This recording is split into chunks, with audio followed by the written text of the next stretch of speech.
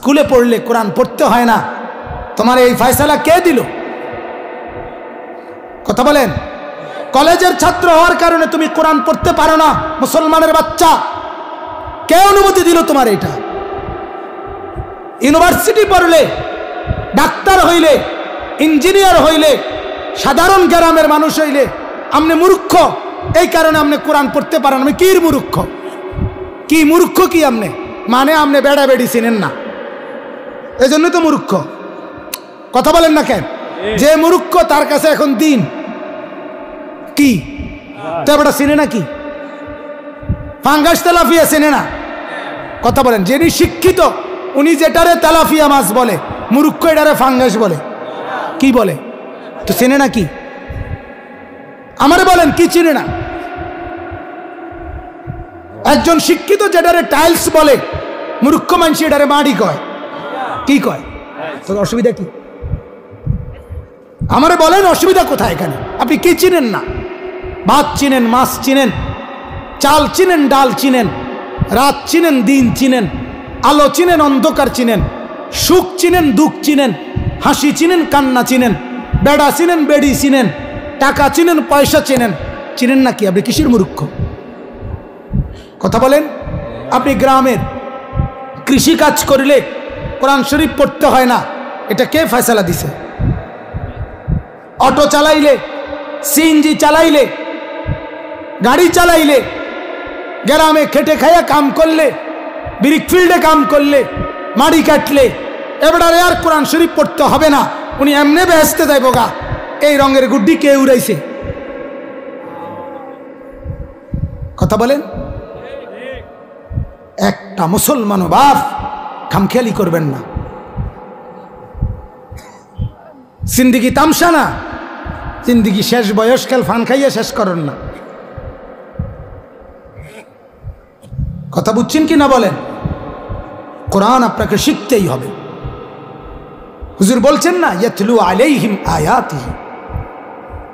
আমরা আখিরি নবীর উম্মত, নবীর সাথে সম্পর্ক প্রথম এক নম্বরে এই যে পোস্টারে প্রথম শব্দ হলো নারায়ে তাকবীর।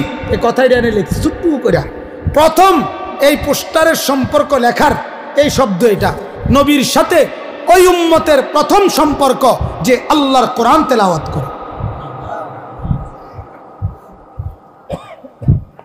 কোরআন তেলাওয়াত করেন না, পড়েন না, পারেন না, আপনি রাসূলুল্লাহ সাল্লাল্লাহু আলাইহি সাল্লামের ইমানদার উম্মত, নবীর সাথে আপনার সম্পর্ক আছে এটা বলা মিথ্যা কথা ছাড়া, ধোঁকা ছাড়া আর কিচ্ছু। 90 বছরের বুড়া না, যদি 900 বছরের বুড়াও হয় তার জন্য আল্লাহর কোরআন সহি করা ফরজ। অশুদ্ধ কোরআন পড়ার কোনো সুযোগ নাই, অশুদ্ধ নামাজ পড়ার কোনো সুযোগ নাই। ঠিক আপনাকে করতেই হবে। দুনিয়ার বর্তমান অনেক কিছু নতুন নিয়ম হয়েছে সরকার, আপনি না জানলেও আগে ছোট্টবেলায় আপনাকে নতুন নিয়মেই ওই কাজটা করতে হয়। ঠিক কিনা বলেন না? বুঝে নিতে হয় আপনাকে। আগে দলিল হাতে লিখত, এখন কম্পিউটারে লেখে। কথা বলেন চাচা, আপনাকে আমলে হাতে লিখতো না, আগে ফেঁসাইয়া লিখতো।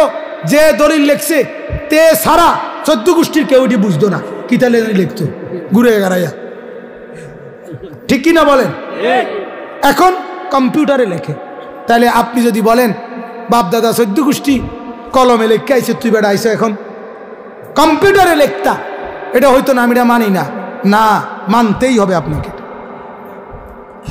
ঠিক ছোটবেলায় পড়েন নাই, বাবা শিখায় নাই, ছোটবেলায় বুঝি নাই, বড় সংসার আসিল এই জন্য শিখতারি নাই, কামে লাগায় দিছে, বিদেশ ফাটাই দিছে। এসব ফাঁক না আলাপ করলে ফিড এখনো মাটিত পড়ত। এত রঙে দোয়ান বাহি খায় না। কথা বুঝছেন কিনা বলেন?